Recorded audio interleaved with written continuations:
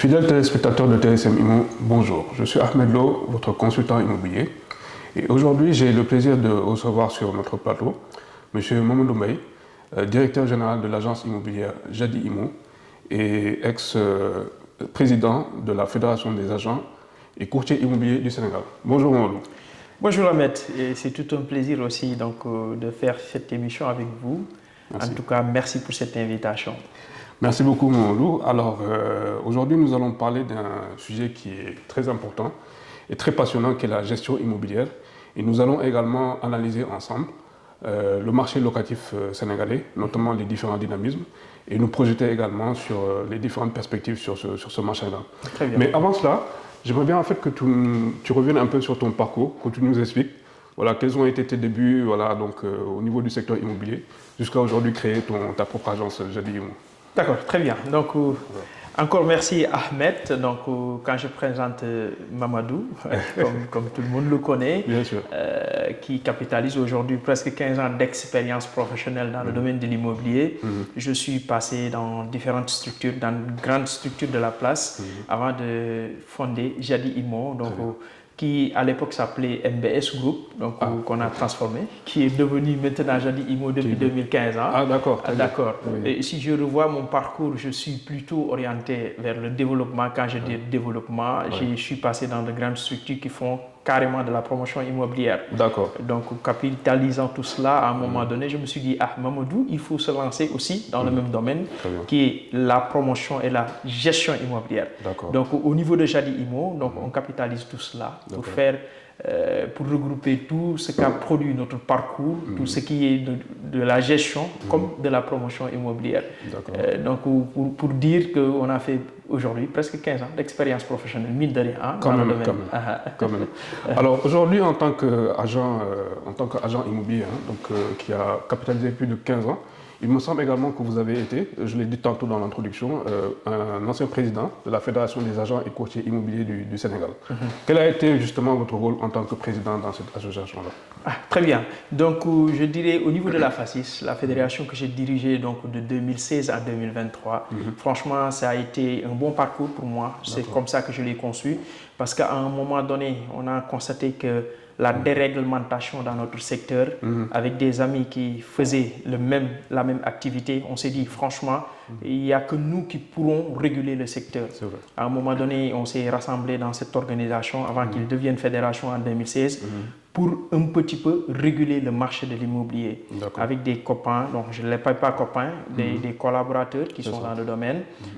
On a créé la FACIS pour réguler non seulement, et pour former les acteurs. D'accord. Et un pari, je ne dirais pas totalement réussi, parce que, mais de grands pas ont été réalisés. Quand je dis cela, c'est à cause de la FACIS aujourd'hui qu'on a eu des formations avec des instituts de la place qui ont formé des acteurs dans le domaine, qui ont permis à des jeunes diplômés avec leur baccalauréat ou bien qu'ils étaient des universitaires d'intégrer notre métier qui est la gestion immobilière qui n'existait pas d'alors.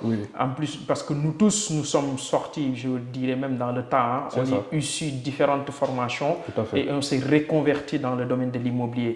Mais avec la FACIS, en collaboration avec différents instituts de la place, on a fait de telle sorte que maintenant on a une nouvelle génération qui connaît un petit peu la gestion immobilière. L'une des défis majeurs aussi qu'on a relevé au sein de la FACIS, c'est de pouvoir travailler avec l'autorité sur différents changements dans notre domaine, sur différentes lois qui ont été votées dans ce pays. On a réussi ce pari avec la FACIS aussi. Ah, très bien, c'est intéressant. Et l'organisme, ou bien je dirais le ministre de tutelle, il s'agit de quel ministre de tutelle? Vous dépendez de quel ministre de tutelle? Du ministre du Commerce. Le ministre du Commerce. Malheureusement. Et précisément, non, je ne dis pas malheureusement. C'est chaque fois qu'on répète cela, on dit que vous faites de l'immobilier et vous dépendez du ministre du Commerce. Mais c'est l'activité. C'est à cause de l'activité qu'on dépend carrément du ministre du Commerce. Mais comme je dis, on a un secteur qui est un petit peu cosmopolite. On travaille avec tout le monde. On dépend du ministre du Commerce, mais on travaille beaucoup plus avec le ministre des Finances. Quand je dis Finances, c'est impôts et domaines qui dépendent carrément de ce ministère. On travaille beaucoup aussi avec le ministre de l'Habitat. malgré que nous dépendons carrément du ministre du Commerce. D'accord. Et précisément au niveau de la direction du commerce intérieur. Direction du commerce intérieur, exactement. D'accord, très bien. Alors aujourd'hui, en tant qu'agence immobilière, pour les téléspectateurs qui nous suivent, quel est le rôle aujourd'hui d'un agent immobilier au Sénégal et de façon générale, bien sûr? Très bien. Je le dirai tout le temps. J'ai un livre que j'ai lu et que j'aime beaucoup relire des fois, qui me dit qu'il faut avoir un agent immobilier dans la famille comme on a un médecin ou bien un avocat. C'est ça. C'est important.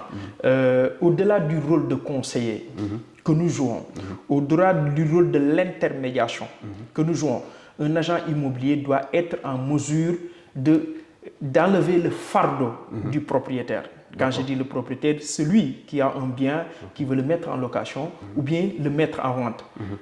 L'expérience d'un agent immobilier doit le permettre de se décharger de ce fardeau, à pouvoir vendre ou bien louer son bien dans des conditions les plus optimales que ce soit. C'est ça. Donc moi, je conçois comme ça un agent immobilier. Ça ne doit pas être quelqu'un qui est là, donc qui indexe par le doigt pour dire qu'il est à louer ou bien il est en vente, mais il doit être en mesure, dès qu'une personne se rapproche de vous, de transformer sa demande. Quand je dis transformer sa demande, d'être en mesure de pouvoir aider ce propriétaire à l'expliquer et à l'indiquer quelles seront les conditions pour vendre ce produit. D'accord. Comment est le marché, oui.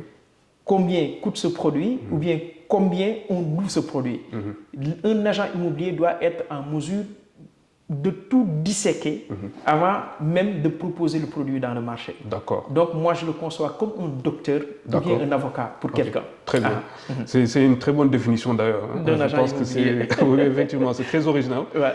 Et justement, en tant qu'agent immobilier, enfin aujourd'hui, moi, imaginons que je suis un propriétaire et je souhaiterais louer mon actif, que ce soit un appartement ou bien une maison. Aujourd'hui, au niveau du cabinet AML, on a constaté qu'il y avait on a recensé plus de 466 agences immobilières au niveau du territoire sénégalais.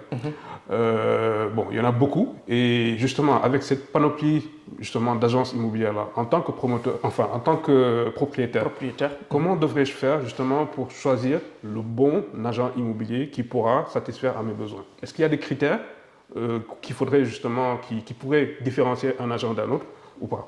Non, Ahmed, moi je dirais que dans tout secteur d'activité, il faut prioriser le professionnalisme. D'accord. Parce que comme vous dites, on a presque 460 ou bien plus même, parce que peut-être il y en a que vous n'avez pas. Effectivement.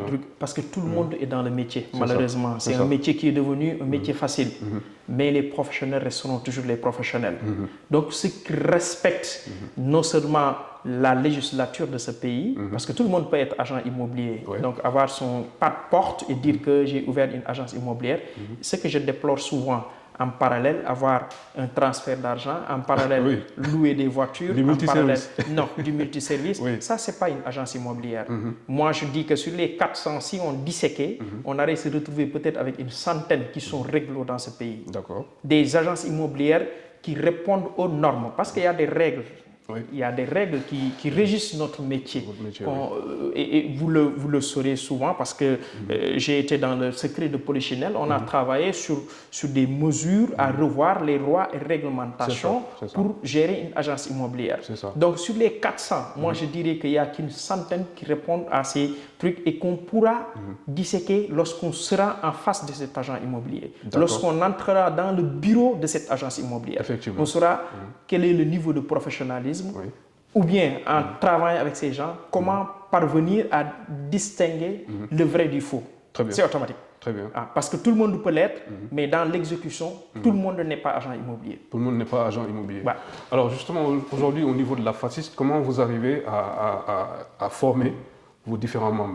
Il me semble qu'effectivement, il y a parfois des formations que vous suivez. Très bien. Pour, si vous voulez, essayer d'impliquer davantage les différents membres aux nouvelles législations et également aux différentes dispositions juridiques qu'un agent immobilier devrait pouvoir maîtriser. Mais qu'est-ce que vous avez entrepris comme action pour pouvoir former vos différents membres de la FACIS pour être vraiment des agents immobilier habilité à exercer cette profession-là? Très bien. Donc, je le disais tantôt, ça revient sur notre credo. Donc, le credo de la FACIS, c'est réguler et former les acteurs. Donc, il n'y a que ces deux aspects qui vont permettre d'avoir le bon agent immobilier. Quand je dis réguler et former les acteurs, la formation, c'est obligatoire. Hein. Moi, je le conçois comme tel.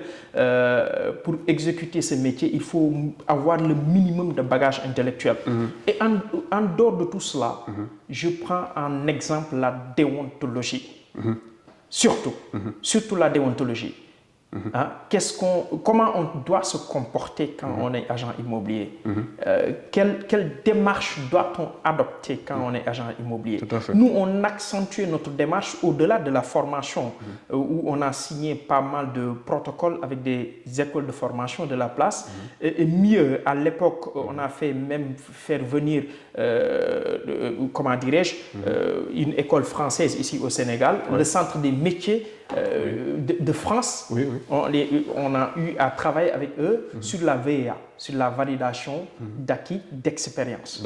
Donc, pour permettre à un Mamadou qui n'a pas eu une formation immobilière dans le passé, de valoriser ses expériences qu'il a acquises pendant ses 10 ans ou bien ses 5 ans, de le valoriser et d'avoir un diplôme d'agent immobilier. Là, la FACIS a eu à le faire. Donc, pour distinguer, pour permettre à une personne, comme je l'ai dit tantôt, 400 et faire partie de ces 100, FACIS a fait un travail d'amont. Quand je dis d'amont, avant d'intégrer même la FACIS, donc il y a des critères d'éligibilité, notamment avoir un casier judiciaire vierge. Donc là, ça faisait partie donc, de la sélection pour intégrer la FACIS. On regardait aussi le passé d'agent immobilier pour voir c'est qui. Avoir le minimum de formation au moins. Très bien. À l'époque, on disait que pour être un courtier, il faut minimum le BFM, même si on n'a pas le droit de le légaliser, mais on le réclamait au sein de notre organisation. Avant d'être un chef d'agence, il faut au minimum avoir le bac et acquérir au minimum 4 ans ou bien 5 ans d'expérience professionnelle avant d'être chef d'agence immobilière. Bon, comme je l'ai dit tantôt, avant les écoles de formation professionnelle, il y avait beaucoup d'acteurs qui sont dans le secteur, mais qui n'ont pas ce diplôme d'agent immobilier. Mais au niveau de la FACIS, on a voulu réguler cela en quelque sorte. Et avec l'autorité, on a beaucoup travaillé sur des textes pour permettre à des personnes lambda, bon, parce que sur les textes, on vous dit pour être chef d'agence immobilière, il faut minimum avoir la maîtrise ou bien quelque chose comme ça. Mais on a fait de telle sorte qu'il faut, en plus du bac, avoir peut-être 5 ans d'expérience professionnelle et être reconnu dans le secteur avant d'être chef d'agence immobilière. Donc, on a fait un excellent travail dans ce domaine. Donc, avec mon cher qui était passé là, Diédiou, qui est l'actuel président, je pense que vous avez beaucoup échangé sur cela, que je salue au passage aussi. Donc, c'est ça le credo de la FACIS, réguler et former les acteurs. Réguler et former les acteurs, donc ce sont les différentes... c'est la vocation même de la FACIS. De la FACIS. Donc d'après Mamadou Mbaye, qui est le directeur général de l'agence immobilière Jadi Imo. Alors, Mamadou, j'aimerais bien qu'on progresse un peu dans tout ce qui est réglementation et le cadre légal justement de ce métier-là. Alors, il y a beaucoup, effectivement, donc, de textes qui régissent déjà le métier d'agent immobilier. Il y a beaucoup de textes également qui régissent le secteur de l'immobilier en tant que tel. Et s'agissant maintenant de la location immobilière, le dernier décret qui est sorti en date, qui est le décret 2024-382 du 24 février 2023, donc qui fixe les différents taux du loyer, donc suivant des fourchettes. Donc de 0 normalement de 0 jusqu'à 300 000 c'est 15%. Donc de 301 000 jusqu'à 500 000 c'est 10%. Et 500 000 et plus on est sur du 5%. Quel a été l'impact réel justement de ces baisses-là au niveau de votre quotidien, quoi? Déjà en tant qu'agent, et plus tard, ce serait bien que tu nous dises aussi quel a été le ressenti des différents bailleurs avec qui vous travaillez. Moi, c'est chaque fois ce que je dis, ça rebloque. Si vous voyez, si en 2023, on est revenu sur la baisse du loyer, comme ce fut le cas en 2014. 2014 Je le dis chaque fois que ça rebloque. Moi, je suis sénégalais. Donc, comme tout Sénégalais lambda, on a constaté à un moment donné qu'il y avait une déréglementation du secteur. Donc, il n'y avait pas de contrôle. Tout le monde faisait ce qu'il veut. Donc, je suis sénégalais, je suis locataire quelque part. Donc, quand on a baissé le loyer, donc je l'ai senti. Comme à l'inverse, quand je dis je l'ai senti, parce que j'ai bénéficié de cette baisse. Mais quelles sont les répercussions qui viendront après? C'est chaque fois ce que j'ai déploré auprès de l'autorité. Hein. Moi, aux plus grandes instances de l'autorité, j'ai toujours dit qu'il ne faut pas baisser le loyer, mais il faut encadrer le loyer. Oui. Il n'y a aucun pays dans le monde, vous pouvez m'en citer, oui. où on parle de baisse de loyer, Oui, on parle de l'encadrement du loyer. Absolument. Moi, c'est sur ces points avec l'autorité que j'ai toujours discuté, en leur disant qu'on a un métier qui est très bien encadré, mais dans la réalité des faits, qui n'est pas exécuté. Les lois et les règlements existent. Chaque fois, j'ai envie de ressortir, donc qui est un petit peu des maillons de la location, la surface corrigée. J'aime bien en parler, et chaque fois, je dis il faut corriger la surface corrigée au Sénégal. Oui. Oui. Parce qu'on ne peut pas se baser sur une baisse, comme ce fut le cas en 2014, on l'a répercuté en 2023, dire que non, je baisse de 15%, je baisse de 5% et je baisse de N%, sans pour autant revoir tout ce qui entoure la location. C'est ça. Mais si on repartait sur la surface corrigée et qu'on corrige la surface corrigée, qu'on revient sur le décret 2010-439, qui est le maillon de la surface corrigée.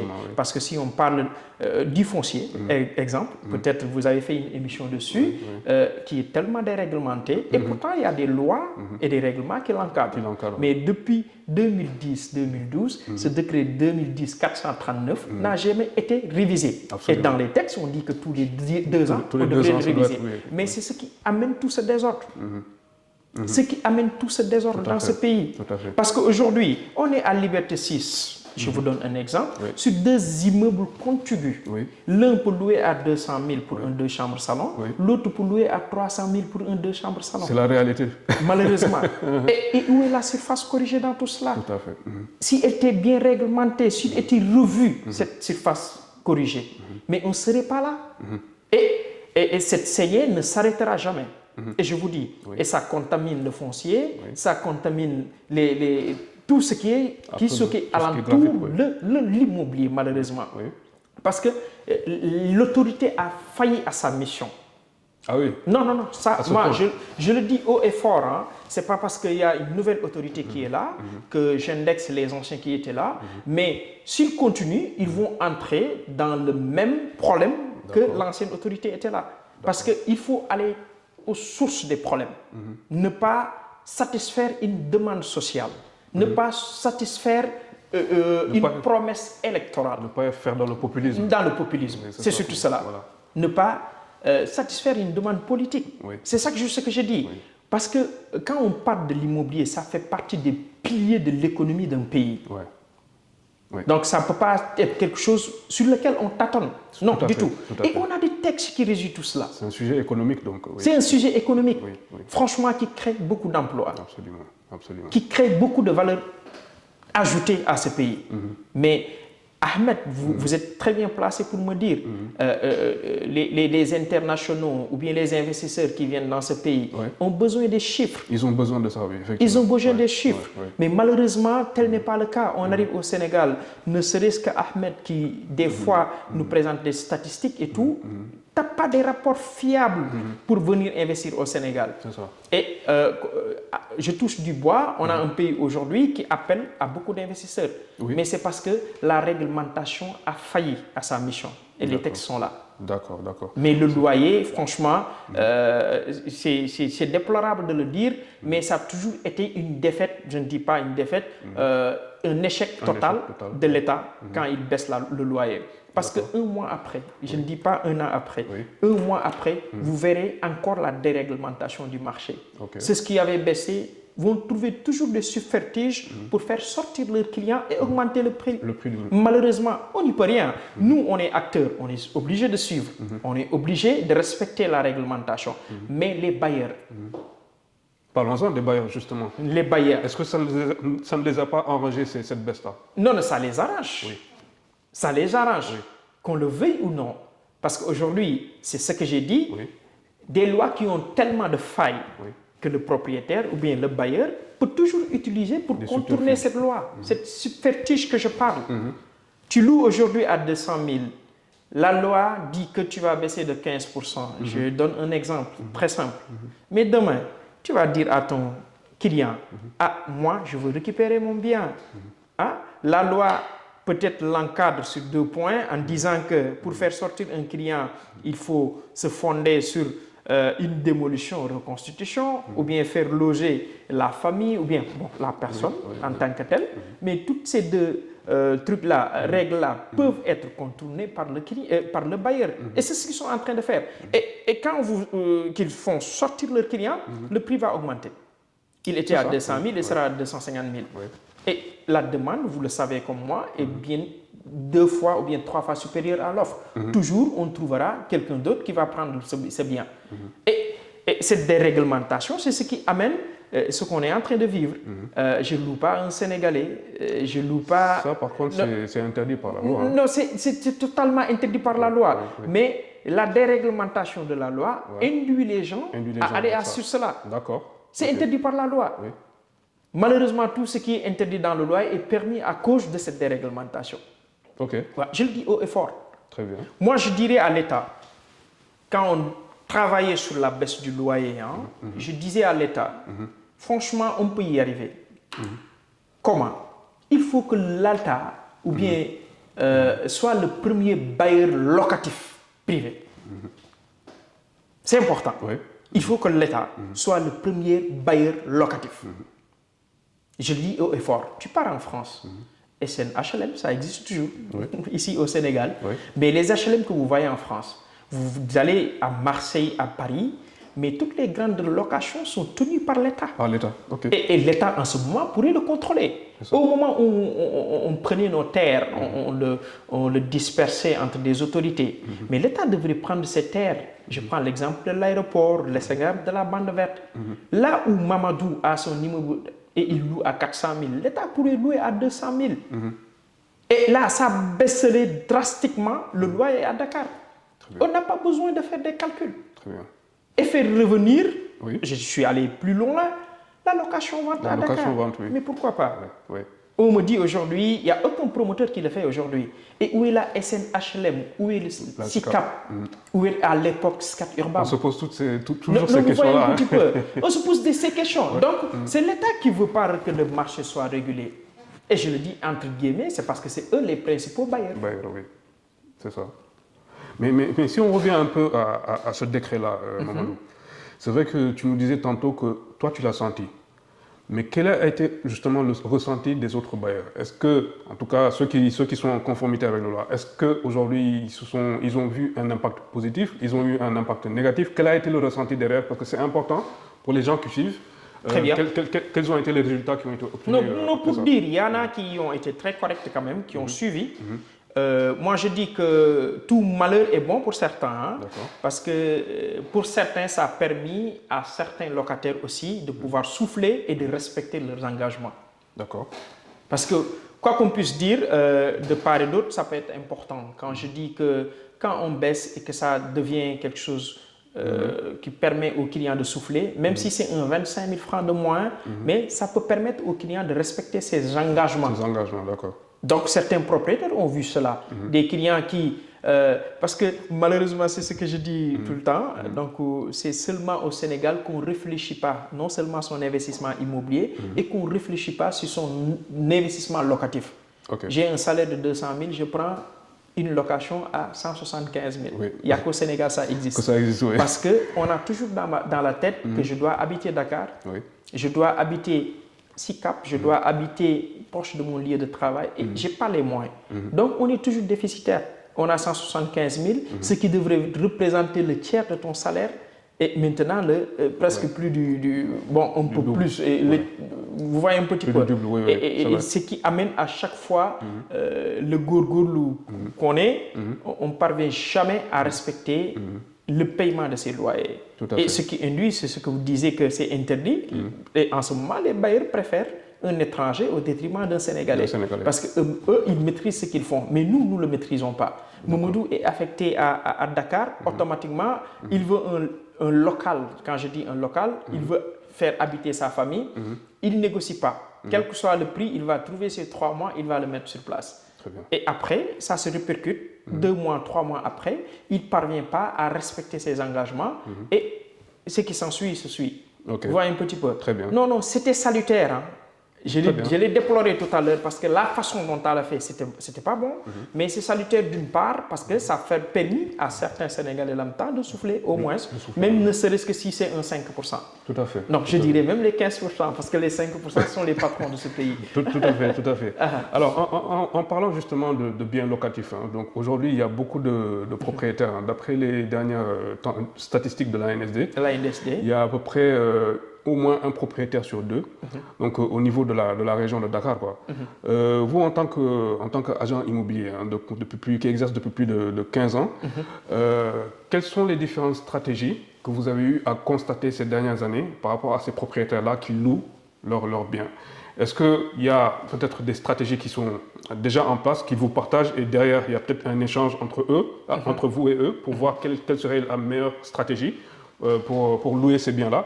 Ou bien c'est vous-même qui allez rencontrer ces propriétaires-là qui disposent de biens immobiliers pour leur proposer vos services et leur faire des recommandations stratégiques sur les différents biens locatifs? Ahmed, sur cela, je reviens sur Jadi Imo.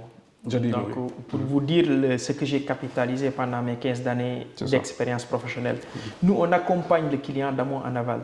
Quand je dis cela, on est partie conseil avant même que le client s'engage. Parce que c'est ce que j'ai dit tantôt, il faut mûrir son investissement immobilier.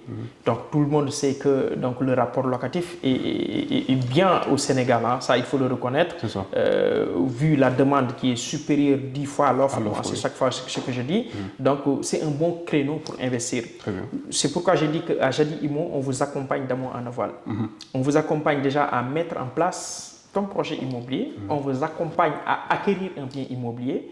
Si vous ne l'habitez pas, si vous le mettez sous location, on peut vous mettre aussi des prévisions pour vous dire qu'au bout de 8 ans ou bien au bout de 10 ans, vous allez récupérer ton investissement. Donc, on vous indique aussi là où vous allez investir.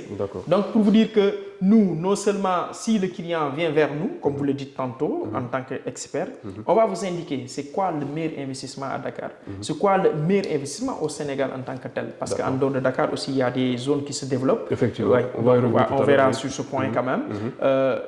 Chez nous, donc, on vous accompagne du début à la fin. Jusqu'à, je donne toujours une anecdote. Moi, j'ai rencontré un client à qui j'ai vendu dans le passé. C'était un terrain entre guillemets, qui 10 ans après, je l'ai retrouvé. Qui est venu, m'a confié son projet immobilier. À qui j'ai trouvé un bien immobilier. Et à qui m'a reconfié ce bien immobilier pour que je le mette en location. C'est pourquoi nous, on est sur toute la ligne de l'immobilier en quelque sorte, du côté conseil jusqu'à la réalisation. Et pour ces propriétaires-là, comment vous faites pour sélectionner les différents locataires qui seraient solvables pour ces Oui, c'est important. Il y a ça aussi. Donc, ça dépend du produit. Il y a toujours une fiche que refusent les Sénégalais, qui vous dit que je ne vous dis pas combien je gagne, je ne vous dis pas d'où sortent mes ressources. Bon, c'est le Sénégal, on le comprend. On peut être très flexible des fois, mais des fois, on est exigeant. Parce que si on loue à un niveau de prix quand même, il faut prendre en compte l'investissement du propriétaire. Ça veut dire que je ne peux pas louer mon bien à 500 000, je prends un exemple très terre à terre, et prendre quelqu'un qui ne parvient pas à me louer, à me payer pendant 2 ou 3 mois. Donc, si c'est quelqu'un qui rembourse à la banque, il y aura toujours des répercussions. Donc, sur les petits loyers, on peut comprendre. Donc, allant de 0 à 500 000, c'est comme ça que je l'appelle dans mon agence. Mais au-delà de ce montant, à partir de 500 000, il faut être beaucoup plus exigeant. Demander des revenus, c'est important. Même si on est dans un pays où l'activité économique n'a pas beaucoup de salariés ou autre, mais au moins se présenter ses revenus. Parce qu'on peut être commerçant et être beaucoup plus nanti, certes, que le fonctionnaire ou bien le salarié, mais au moins justifier ses revenus. Parce que c'est ça qui nous permet de dire aux propriétaires, on a un client solvable, ou bien c'est un client qui va respecter ses engagements. Donc ça, c'est a priori, nous, chez Jadi Imo, on l'exige. Au-delà de tel montant, il faut que tu nous présentes tes revenus. Même si le Sénégalais le refuse à Dakar et l'accepte de l'autre côté, mais c'est obligatoire. Parce qu'un investissement immobilier est très lourd quand même. Et il faut prendre en compte toutes ces superficies quand même. Tout à fait. Et pour ces propriétaires qui disposent par exemple d'immeubles de rapport ou bien des immeubles collectifs, qui dit immeuble collectif dit copropriété. Donc, ce qui veut dire qu'effectivement, il y a de la maintenance qu'il faudrait faire, l'entretien également de ces biens-là. Aujourd'hui, au niveau de Jadé Imo, est-ce que justement vous gérez des syndics professionnels? Si oui, quelles sont les différentes difficultés que vous rencontrez quand on sait que gérer une copropriété au Sénégal, c'est très difficile. La cotisation. Oui, c'est la cotisation. La cotisation que les gens ne respectent plus, ne respectent rarement. Parce que j'ai dit qu'il y a syndic de copropriété et il y a syndic de colocataire. Parce qu'il y a des immeubles où c'est un seul propriétaire, on est obligé de gérer, bon, entre guillemets, le syndic. Parce que ce sont des conditions pour en quelque sorte, gérer tout ce qui est partie commune, si c'est un seul propriétaire. Il y a le syndic de copropriété, où dans notre portefeuille au niveau de Jadé Imo, on fait du syndic de copropriété. Gestion syndic de copropriété. La plus grande difficulté au Sénégal, c'est la cotisation. D'accord. Parce que le Sénégalais te dira que je ne peux pas être dans mon bien et payer la location. Bon, certains le conçoivent de la sorte. Ou bien veulent le renvoyer au client. D'habitude, quand ils louent, ils veulent que leurs clients payent à leur place, la cotisation, donc le condominium, comme on l'appelle, au niveau du syndic de copropriété. Donc, toujours, ce sont ces difficultés qu'on a. Donc, parfois, c'est un syndic où on n'a pas la gestion des locations. Ça arrive, hein, où on gère le syndic de copropriété, mais on n'a pas de gestion locative dans cet immeuble. On gère que le syndic de copropriété. Toujours les problèmes qu'on rencontre, c'est cela. Tu demandes aux propriétaires de cotiser, donc on les envoie leur appel de fonds pour les cotisations, soit mensuelles, trimestrielles ou bien un truc. Il vous dit carrément, j'ai un locataire là-bas, il n'a qu'à le payer. Vous voyez un petit peu. Oui, je vois. Donc, en général, au niveau du conseil syndical aussi, c'est un peu difficile donc d'avoir la poigne sur eux, de leur dire qu'il faut nous aider, c'est comme ça, à dénicher tel ou tel client pour qu'il cotise. Soit c'est un client qui est là, qui a son bien, qui disparaît du jour au lendemain, qui le considère comme un pied à terre, que tu peux rattraper dans 6 mois ou bien dans 1 an. Et comment il va te payer. Donc, ce n'est pas évident du tout. Et pourtant, c'est un métier qui se développe actuellement parce que tout le monde part en hauteur à Dakar. Dakar, c'est métamorphosé. Moi, je le dis chaque fois dans mon bureau, c'est ce qui gère le syndic, que vous devrez vous développer. Comme je le fais. Moi, chaque salon de copropriété, j'y vais pour participer en France. Donc, pour acquérir beaucoup plus d'expérience quand même dans ce domaine. Parce que Dakar va se changer. Obligatoirement, on l'a constaté dans des vieux quartiers comme Point-E, Fan Résidence, les SICAP, tout va être en hauteur. Tout à fait. Et on est obligé non seulement d'être initié, mais bon, de vivre avec le syndic de copropriété. Donc, en tant qu'acteur immobilier, en tant qu'agence immobilière, même si on est concurrencé de partout dans ce domaine, maintenant, tu vois, ce sont des avocats qui le font, des cabinets de notaires qui le font, ce que je déplore souvent, même s'ils peuvent le faire en activité parallèle. Mais il faut laisser le métier à ceux qui doivent faire ce métier. Donc, laisser le syndic de copropriété, donc ceux qui font de la gestion immobilière, de faire des gestions de syndic de copropriété. Tout à fait, ça c'est important. Et justement, en parlant des différentes tendances, tu parlais tantôt justement des mutations urbaines qui sont en train de s'opérer un peu partout au niveau de Dakar.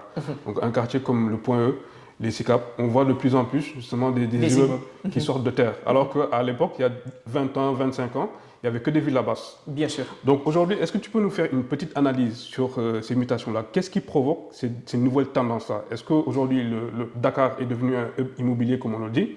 Est-ce que, par exemple, aujourd'hui, ce sont les taux de rentabilité qui attirent ces investisseurs-là, ou bien il y a d'autres motifs qui font qu'il y a beaucoup d'immeubles aujourd'hui qui sont en train de pousser un peu partout au niveau de Dakar?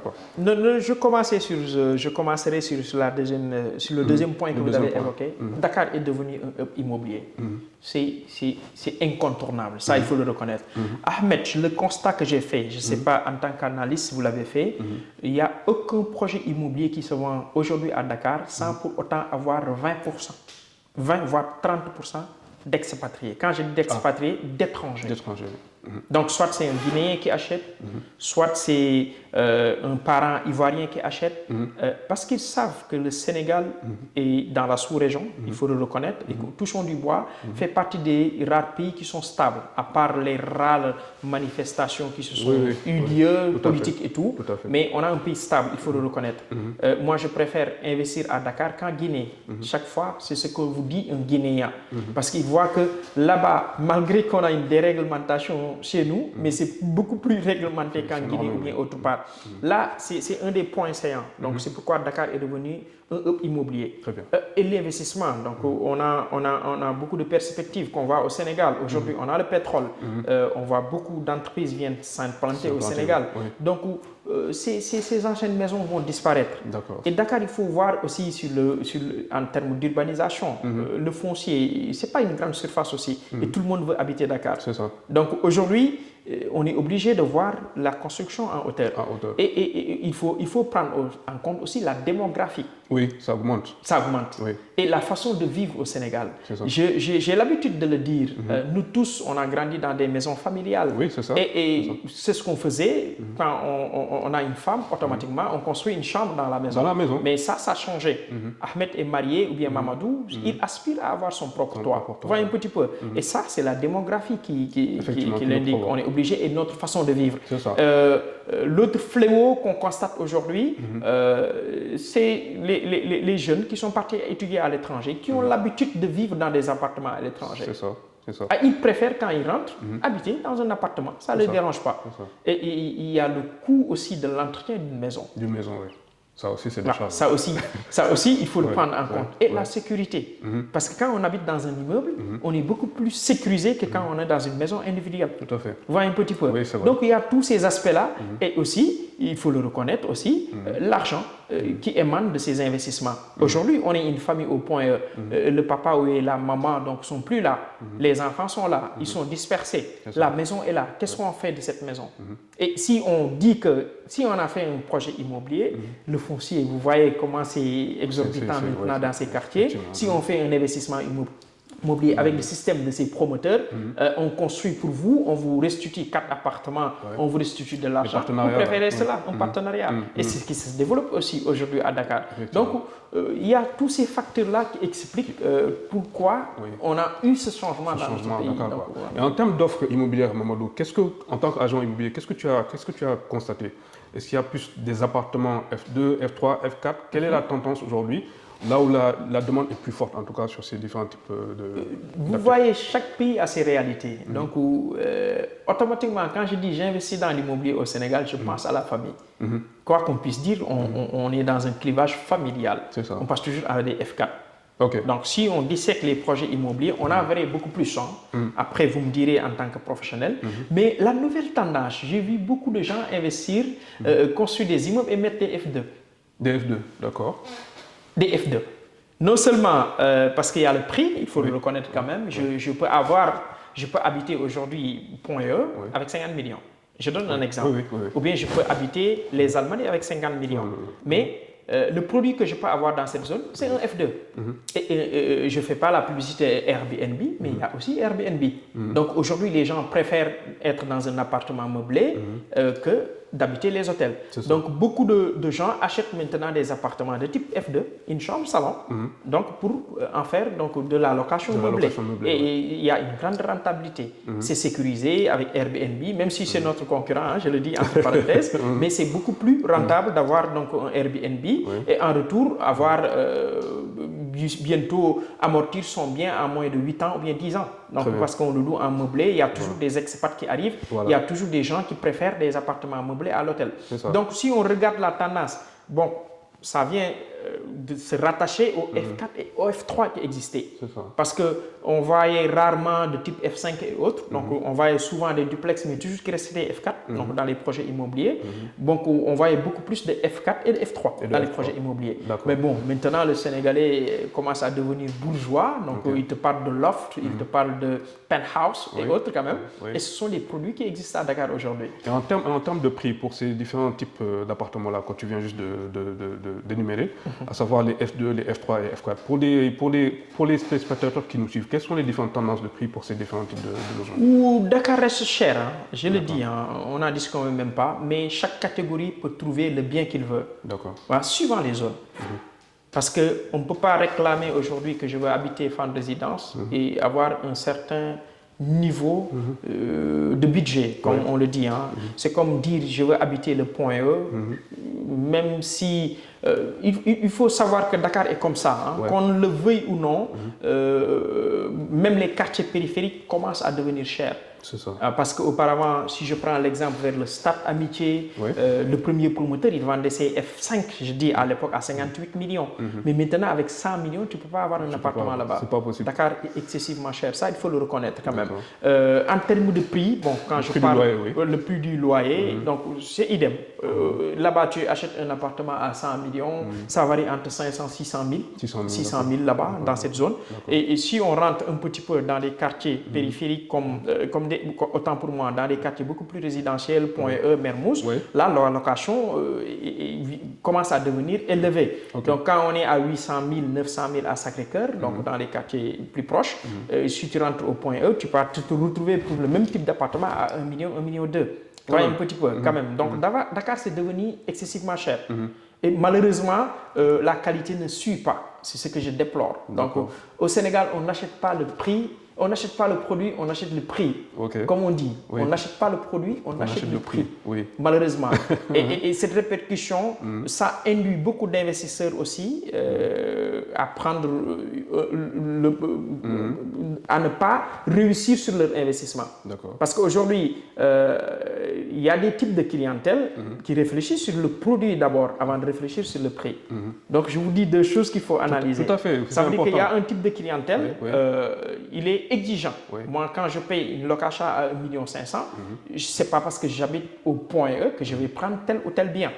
Donc, il faut qu'on soit regardant aussi sur le niveau de finition. C'est important. C'est important. Il faut qu'on prenne en compte le niveau de l'emplacement.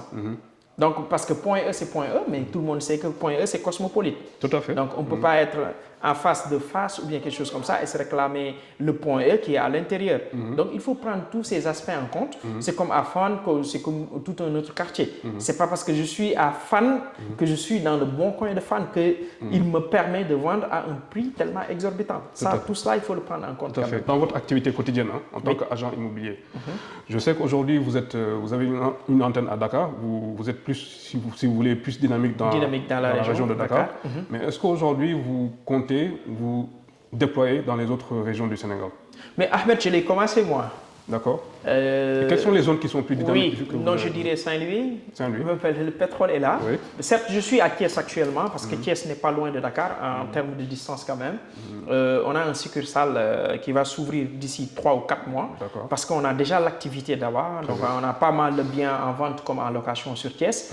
Et là, on essaie donc de voir la grande côte, donc aller jusqu'à Saint-Louis parce que donc avec les gisements de pétrole qu'on a dans cette zone, il y a un nouveau type d'investisseurs qui sont là-bas et qui préfèrent cette zone. J'exclus pas le Petite Côte où aussi on a une bonne présence, même si on n'a pas un succursale, on travaille beaucoup sur des projets. Actuellement, Jadi Imo est en train de monter un projet sur la Petite Côte, des villas de standing. On aura presque 22 villas de standing, une cité fermée. C'est bien bouclé, donc avec un investisseur étranger. Donc on est partout parce que ces zones-là sont aussi développées que Dakar.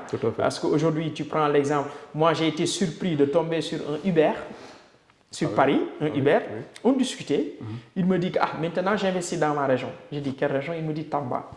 Il dit attends, à Tamba, la location, comment ça se passe? Il me dit que moi je loue mes 2 chambres et 3 chambres salon là-bas à 150 000. Et j'ai été surpris. C'est vrai.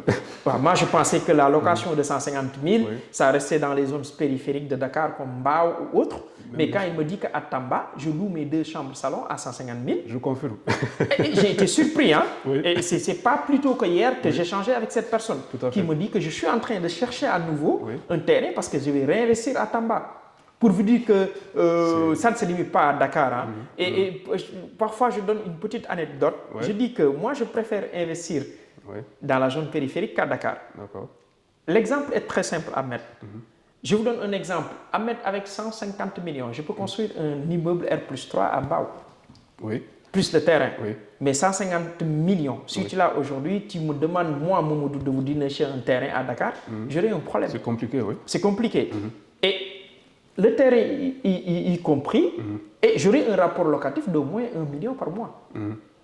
Et voyez un petit peu, et c'est 150 millions qui sert que de terrain, plus la construction pour avoir un R+3 correct ici, donc tu seras peut-être à 200-250 millions, plus que tu es à 500 millions d'investissement pour ne récupérer que 2 millions à Dakar. Je vous donne des exemples concrets. Oui, oui, tout à fait. Donc, pour parler donc, à nos différents investisseurs, surtout nos Sénégalais de la diaspora, puisqu'ils nous suivent quand même, de regarder aussi, d'orienter à nouveau leur investissement immobilier. D'accord. D'aller dans les régions, d'aller dans les quartiers périphériques, d'aller un peu proche de Dakar, parce que maintenant, avec le projet que je salue au passage, que j'ai entendu ce matin, que le président, que je salue au passage, a développé un projet ferroviaire. Si ça se développe, on peut quitter Saint-Louis ou bien on peut quitter une autre région et venir travailler à Dakar, sans aucun problème. Et c'est ça le développement. Donc il faut songer à investir aussi dans les régions, qui peut être bénéfique et rentable quand même. Tout à fait. C'est important. Je pense que les différents projets structurels sont les seules solutions qui peuvent aider à réguler ou bien baisser en fait le loyer. Le loyer à Dakar. Aujourd'hui, je peux être un natif de Thiès et tous les jours, si jamais j'ai un bon moyen de transport comme le TER, donc tous les jours, je peux venir travailler à Dakar et rentrer chez moi. À Thiès. Donc ça aussi, je pense que les solutions structurelles, les projets de grande envergure, qui sont structurels, peuvent aider justement à réguler ce marché-là. Très bien. Et en parlant justement des locataires, donc aujourd'hui, je sais qu'il y a beaucoup de locataires au Sénégal, locaux comme donc étrangers, expats, etc., qui ont des préférences dans la recherche de leur logement. Qu'est-ce que tu as constaté ces dernières années? Est-ce que, tantôt tu disais que les locataires deviennent de plus en plus exigeants, mais par rapport à quoi exactement? À part le prix, quelles sont aujourd'hui les différentes commodités qui sont exigées par ces différents locataires? Non, je dirais que le niveau d'exigence dépend du prix que l'on paye aujourd'hui. Moi, je ne peux pas payer 1,5 million, je reviens sur cet exemple, et habiter dans un immeuble où je n'ai pas de commodité. Bon, c'est regrettable. Aujourd'hui, je veux tout avoir dans mon immeuble. Donc, c'est normal, c'est la nouvelle tendance. Je veux avoir une piscine, je veux avoir une salle de sport, je veux avoir un espace de détente au moins. Et ça me permet de dire que j'ai payé 1,5 million. Et aussi la sécurité. C'est important. Donc aujourd'hui, ces types de clients, comme vous dites, ils ont choix non seulement de zone, mais l'aspect sécuritaire. Je donne un exemple. Si l'ambassade de France te demande de chercher, par exemple, pour ces agents, ce n'est pas n'importe quel quartier, ils vont vous demander d'habiter. Tout à fait. Donc ça, il faut le prendre en compte. Tout à fait. Parce qu'il y va de leur sécurité aussi. Oui, c'est important. Bon, quoi qu'on puisse dire qu'on a un pays stable et tout, mais les manifestations qui ont eu lieu ces derniers moments montrent que le Sénégal peut toujours basculer sur cela. On ne le souhaite pas. On le souhaite pas, mais il faut le prendre en compte. Et depuis lors, on a vu que les organismes qui sont là, comme les expats qui sont là, ont un choix par rapport à leurs biens qu'ils prennent en location. C'est ça. Et c'est normal, il faut le reconnaître aussi. Tout à fait. Non seulement sur le niveau de la finition, donc parce que, quoi qu'on puisse dire, je ne peux pas construire une maison ou bien un immeuble dans tel ou tel quartier et réclamer tel montant aussi. Donc, les infrastructures, s'ils ne viennent pas accompagner cela, donc on a du mal. Et l'accessibilité, ils veulent avoir quand même de l'accessibilité par rapport à leur lieu de travail ou bien à leur lieu d'activité. Tout cela, il faut le prendre en compte. Tout à fait. Donc, dites-vous que si je veux louer à un tel montant, il faut que aussi le standing le répond aussi. Moi, j'aime bien les belles choses.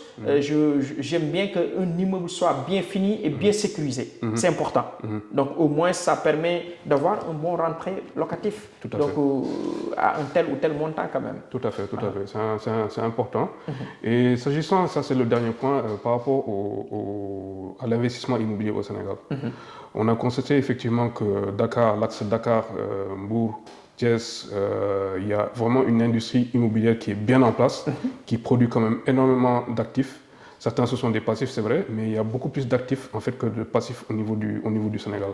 On a constaté également que sur le littoral, il y a énormément de projets immobiliers qui sont en train de sortir de terre. Et récemment, avec la récente suspension des affaires domaniales et foncières au niveau du littoral, donc, on a vu qu'il y avait effectivement des impacts économiques, des impacts sur le plan des ressources humaines, etc. Parce qu'il y a beaucoup de personnes qui sont peut-être certainement en chômage technique.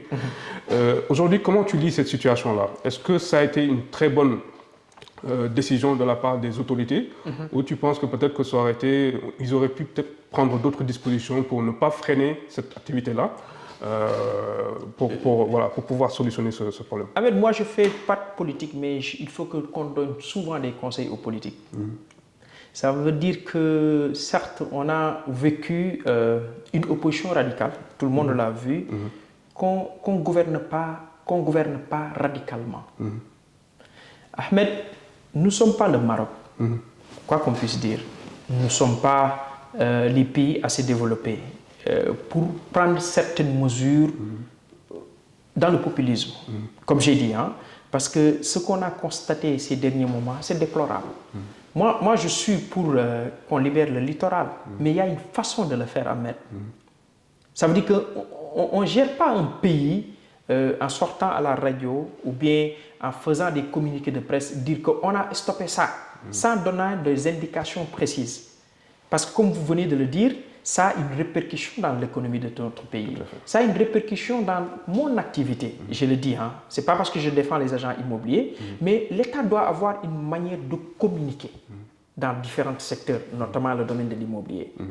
Aujourd'hui, ce qu'on a vu récemment, des gens qui se baladent avec leur caméra, qui filment une villa d'une X personne pour dire que ça appartient à telle personne. C'est pas bon. C'est pas bon dans un pays de faire peur à tout le monde. Oui. C'est pas bon. On a nos réalités. Tout à fait, je suis parfaitement d'accord. Il faut les prendre en compte avant de faire quoi que ce soit dans n'importe quel domaine d'activité. Aujourd'hui, c'est l'immobilier.